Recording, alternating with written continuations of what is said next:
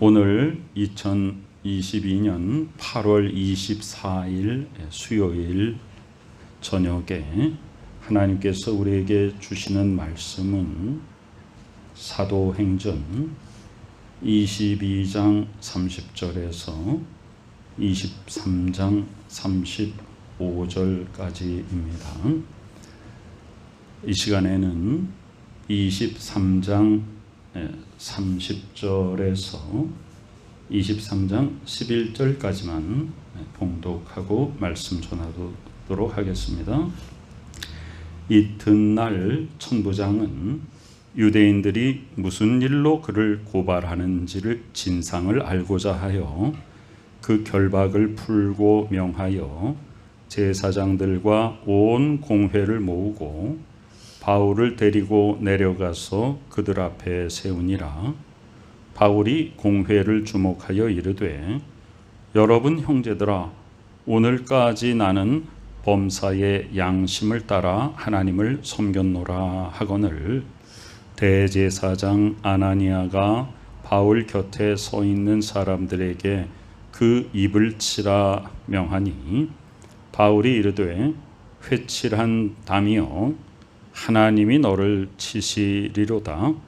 네가 나를 율법대로 심판한다고 앉아서 율법을 어기고 나를 치라 하느냐 하니, 곁에 선 사람들이 말하되, 하나님의 대제사장을 내가 욕하느냐? 바울이 이르되, 형제들아, 나는 그가 대제사장인 줄 알지 못하였노라. 기록하였으되 너희 백성의 관리를 비방하지 말라 하였느니라 하더라. 바울이 그중 일부는 사두개인이요 다른 일부는 바리새인인 줄 알고 공회에서 외쳐 이르되, 여러분 형제들아, 나는 바리새인이요 또 바리새인의 아들이라. 죽은 자의 소망 곧 부활로 말미암아 내가 신문을 받노라. 그 말을 한즉 바리새인과 사두개인 사이에 다툼이 생겨 무리가 나누어지니, 이는 사두개인은 부활도 없고 천사도 없고 영도 없다 하고 바리새인은 다 있다 함이라. 크게 떠들세 바리새인 편에서 몇 서기관이 일어나 다투어 이르되, 우리가 이 사람을 보니 악한 것이 없도다. 혹 영이나 혹 천사가 그에게 말하였으면 어찌하겠느냐 하여 큰 분쟁이 생기니, 천부장은 바울이 그들에게 찢겨갈까 하여 군인을 명하여 내려가 무리 가운데서 빼앗아 가지고 영내로 들어가라 하니라. 그날 밤에 주께서 바울 곁에 서서 이르시되, 담대하라. 내가 예루살렘에서 나의 일을 증언한 것 같이 로마에서도 증언하여야 하리라 하시니라. 아멘. 이제 바울은 붙잡혀서 부대 안으로 들어가게 되었죠. 그러다가 이제 이 군인들이 바울을 막 묻고 때리고 하니까 바울이, 나는 로마 시민권을 가진 자인데 여러분들이 나를 이렇게 함부로 할 수 있느냐 그랬죠. 천부장이 깜짝 놀라서, 나는 돈을 많이 주고 시민권을 샀는데 당신은 어떻게 시민권을 얻었느냐? 나는 날 때부터 로마 시민권자다. 그 사람들이 감히 바울을 신문하지 못합니다. 그리고 바울을 묶었던 것 때문에 두려워하게 되죠. 자, 그리고 하루가 지났습니다. 자, 그때까지만 해도 도대체 이 유대인들이 무슨 까닭으로 이 바울을 이렇게 고발하고 때리고 죽이려고 하는지 천부장이 알지 못하였습니다. 자, 이제 왜 이 사람들이 그러는가 그 진상을 알려고 합니다. 그래서 묶었던 그 결박을 풀고 제사장들과 온 공회를 모읍니다. 그리고 바울을 데리고 내려가서, 여기 그 앞에 보면은 부대로 올라가는 층계가 있었다 그랬죠. 그래서 계단을 올라가면 그 위에 이렇게 부대가 주둔하고 있었고, 이제 바울을 데리고 내려갔다 해서 그들 앞에 세웠다. 바울이 공회를 주목하여, 그러니까 이제 23절에는 부대에 있다가 부대 밖으로 나와서, 물론 군인들이 지금 호송을 합니다. 우리가 세상적인 눈으로 보기에는 바울이 지금 군인들한테 사로잡혀서 끌려가는 것 같지만 그것은 하나님께서 바울을 보호하시는 것입니다.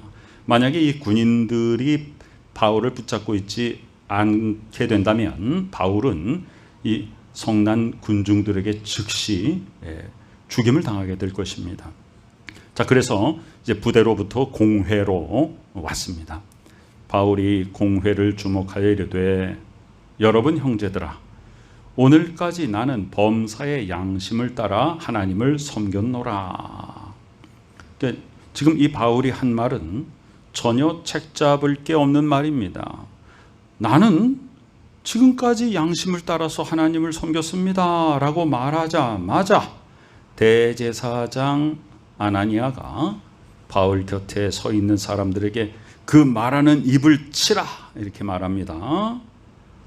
그러니까 바울도 뭐라고 말하는가? 회칠한다며.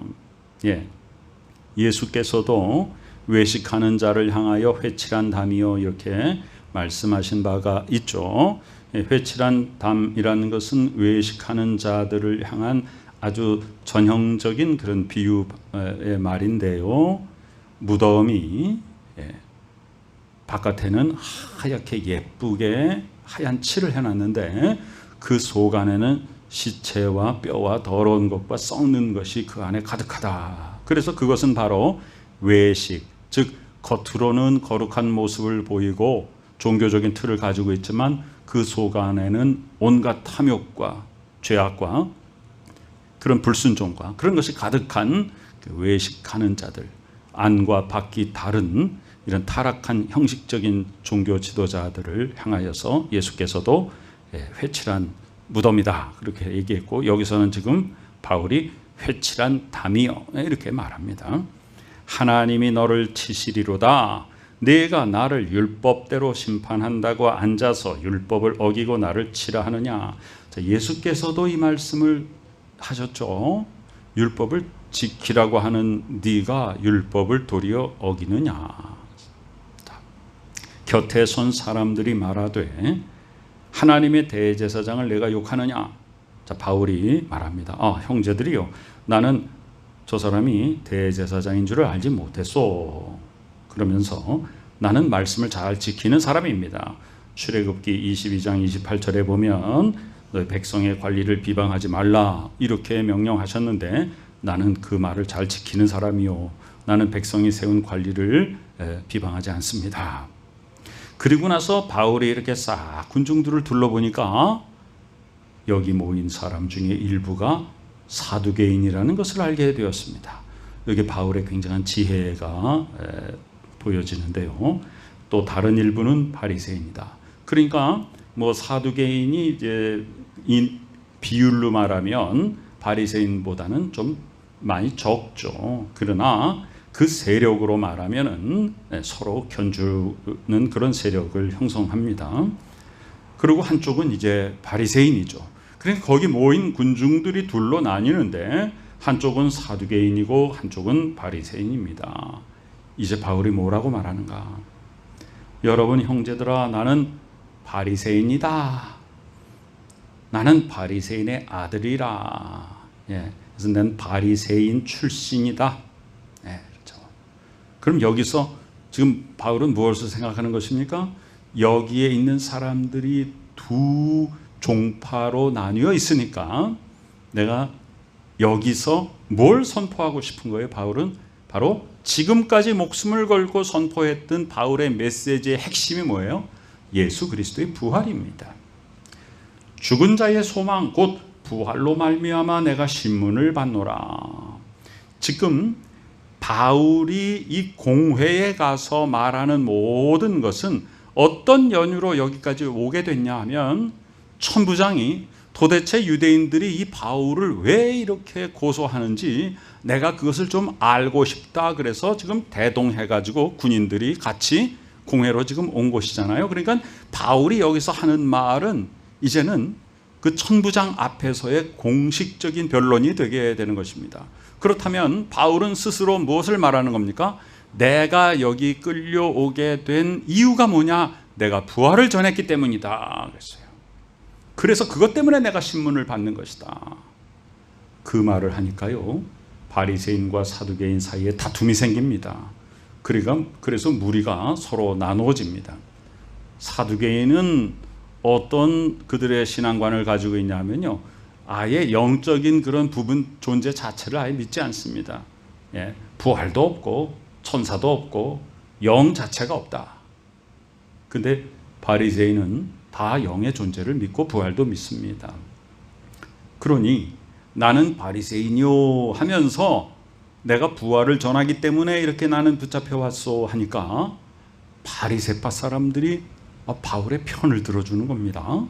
자, 크게 막 떠드는 거예요. 사두개인하고 바리새인하고의 막 싸움이 일어났어요. 막 소리 지르고 지금 그러는 겁니다. 크게 떠드니까 바리새인 편에서 몇 서기관들이 일어나서 다투어 이르되, 우리가 이 사람을 보니 악한 것이 없도다. 혹 영이나 혹 천사가 그에게 말하였으면 우리는 어찌하겠는가. 이 사람이 자기가 말하는 것이 아니라 하나님의 영이, 천사가 이 사람의 입술을 통해서 우리에게 말하는 것이라면, 만약에 우리가 이 사람을 정죄하면 우리에게 화가 임할 것이다, 이렇게 말한 것이죠. 그러니까 사두개인은 뭐라 그래요? 말도 안 되는 소리 하지 말라. 영이 어디 있고 천사가 어디 있다 그러냐 하면서 두 종파가 서로 지금 대립을 하고 있는 것입니다. 큰 분쟁이 생기니 저 천부장이 같이 간 거잖아요. 거기 천부장은 바울이 그들에게 찢겨질까 하여 군인들을 명하여 내려가 무리 가운데서 빼앗아 가지고 영내로 데리고 들어갑니다. 한 명의 그 사람들이 폭동을 일으켜 가지고 그 사람이 지금 막 매를 맞고 있고 죽을 지경이 되니까 군대가 와가지고서는 이 사람을 데리고 부대 안으로 들어갔다가 이 사람을 신문하려고 하니까 내가 로마 시민권자다 그래서 감히 신문하지 못하고, 천부장이란 부하가 1000명인 굉장히 높은 고위 장교인데 이 사람이 바울 한 사람 때문에 그냥 쩔쩔 매는 겁니다. 그만큼 하나님의 복음을 전한 사람에게는 하나님께서 이 세상 속에서도 권위를 주셔서 어느 누구도 함부로 대하지 못하도록 하나님이 다 막아주시고 하나님의 권세의 손으로 인도해 주시는 것이죠. 그래서 이 천부장이 바울을 데리고 공회까지 가서 거기서 자기가 옆에서 바울을 지키고 있습니다. 그 이유가 뭐예요? 이 사람이 왜 고소를 당했는지를 알고 싶어서. 그런데 바울이 스스로 말하잖아요. 그래서 이제 밝혀졌습니다. 무엇 때문에? 부활을 전했기 때문에 바울이 이렇게 잡혀왔구나. 많은 사람들이 이 사람이 부활을 전했기 때문에 이렇게 폭동을 일으켰구나라고 천부장이 알게 되었습니다. 그러면 결국 바울은 이것을 통해서 무엇을 전한 거예요? 부활을 전한 것입니다. 어떤 상황 속에서라도 굴하지 아니하고 언제나 복음의 핵심을 전하는 이 바울을 통하여서 하나님의 복음이 확장되고 있습니다. 자, 부대 안으로 들어갔어요. 이제 그날 밤에 주께서는 예수 그리스도예요. 예수 그리스도께서 바울 곁에 서서 이르시되, 주께서 환상 가운데 나타나서 말씀하십니다. 담대하라. 내가 지금 여기서 예루살렘에서 예수 그리스도의 일, 나의 일을 증언한 것 같이. 자, 바울이 정말로 가고 싶은 곳이 어디예요? 로마잖아요. 그 당시에 로마는 모든 것의 중심이었잖아요. 로마가 그 일대를 다 지배했기 때문에 그 중심인 로마에 가서 내가 복음을 전하고 싶다는 것이 바울의 소망이었죠. 그런데 예수께서 말씀하세요. 네가 여기서 복음을 전한 것처럼 로마에 가서도 예수 그리스도를 증거하리라 라고 말씀하십니다. 자, 이제 12절에 보니까 날이 샜어요. 그 바울은 이제 얼마나 담대합니까? 주 예수 그리스도께서 환상 가운데 나타나셔서 나를 로마로 보내신다. 그럼 나를 로마로 보내신다는 건 뭡니까? 내가 지금 여기서 어떤 환난도 당하지 않는다는 거 아닙니까? 만약에 내가 여기서 죽임을 당한다면 내가 어떻게 로마로 가겠습니까? 자, 이제 그 다음 날 유대인들이 막 무리를 짓고 당을 지어서 얼마나 못된 사람들인지 맹세하여 내가 바울을 죽이기 전에는 먹지도 아니하고 마시지도 아니하겠다라고 동맹한 자가 40여 명이 되었다. 예, 정말 나쁜 일을 하는데 아주 열심히 특심인 사람들이죠. 대제사장들과 장로들에게 가서 말합니다. 우리가 바울을 죽이기 전에는 아무것도 먹지 않기로 굳게 맹세하였다. 이제 너희는 그의 사실을 더 자세히 물어보려는 척하면서 공회와 함께 천부장에게 청하여 바울을 너에게로 데리고 내려오게 하라. 우리는 그가 가까이 오기 전에 죽이기로 준비하였노라. 그래서 이 사람들이 부대에 가가지고 천부장에게 우리가 바울에 대해서 좀 더 물어볼 게 있으니까 이렇게 해가지고 바울을 그 밖으로 나오도록 해가지고 숨어 있다가 바울을 죽이자, 이렇게 한 것입니다. 그런데 바울의 조카가 그 소식을 듣고 부대 안에 들어가서 바울에게 알려줍니다. 바울이 천부장의 부하인 백부장이면 부하가 100명인 장교를 청하여서 이르되 이 청년이 바로 바울의 조카입니다. 이 청년을 천부장에게로 데려가 주시오라고 바울이 백부장에게 청합니다. 무슨 할 말이 있으니 천부장에게 좀 데려가 주시오. 근데 이미 바울은 지금 여기서 죄수의 신분임에도 불구하고 천부장보다 더 높은 권세를 하나님이 주셨습니다. 그 바울이 말하는 대로 다 되는 거예요. 그래서 바울의 조카를 천부장에게로 데려갑니다. 죄수 바울이 나를 불러 이 청년이 당신에게 할 말이 있다 하여 데리고 가기를 청하더이다 라고 백부장이 말합니다. 천부장이 그의 손을 잡고 물러가서 조용히 묻되 그 할 말이 무엇이냐. 바울의 조카가 말합니다. 유대인들이 공모를 벌여가지고 바울에게 더 자세한 것을 물으려고 이제 올 겁니다. 그래가지고 바울이 밖으로 나가면 거기서 즉시 죽일 것입니다. 그러니 천부장이요, 그 사람들이 바울에게 뭘 물어볼 게 있다고 해서 청하더라도 그 말을 듣지 말아 주세요. 그들 중에서는 바울을 죽이기 전에는 먹지도 않고 마시지도 않기로 맹세한 자가 40여 명이 그를 죽이려고 지금 다 숨어서 매복하고 당신의 허락만 기다리고 있습니다.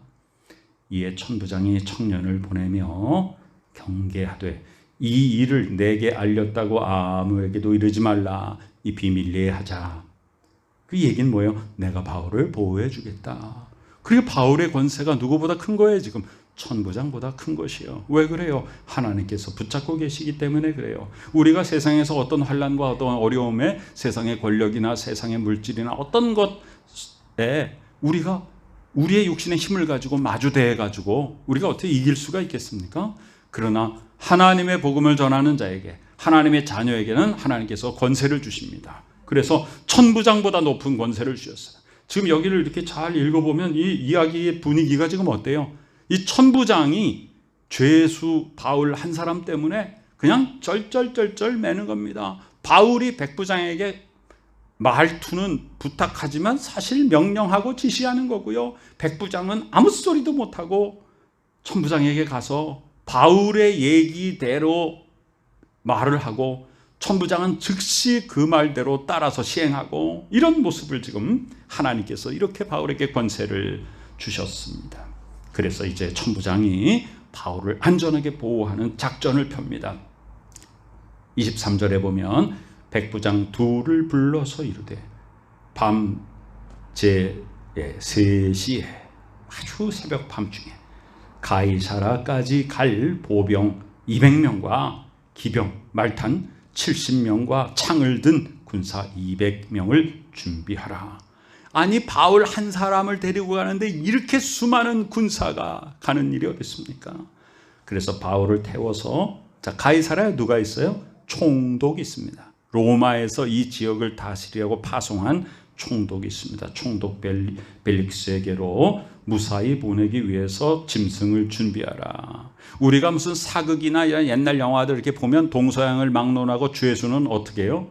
막 그냥 끌고 가고 막 이러지, 죄수를 갖다가 그 말에 태워가지고서는 잘 모시고 가는 그런 경우가 어디 있습니까? 하나님께서 그렇게 권세를 주셨어요. 그리고 편지를 씁니다. 글라우디오 루시아는 26절에 이게 바로 이 천부장의 이름이에요.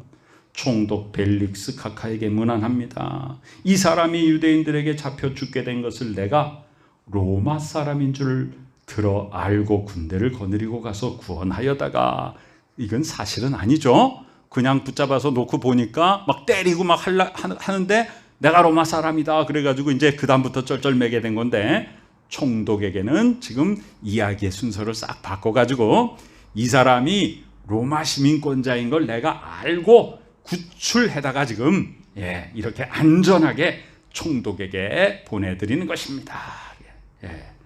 유대인들이 무슨 일로 그를 고발하는지 알고자 하여 그들의 공회로 데리고 갔더니, 고발하는 것은 이 사람이 어떤 세상법을 어긴 일도 없고 죄를 지은 것이 없습니다. 이 사람은 그들의 율법과의 문제 속에서 생긴 것이니 이 사람은 결박할 사유가 하나도 없습니다.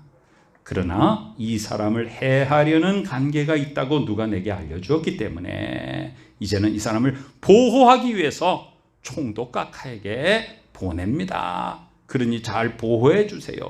그래서 이 군인들이 바울 한 사람을 호송해가지고 매복해 있는 사람들을 피해서 새벽에 이동해가지고 총독에게 이 바울을 인계하게 됩니다.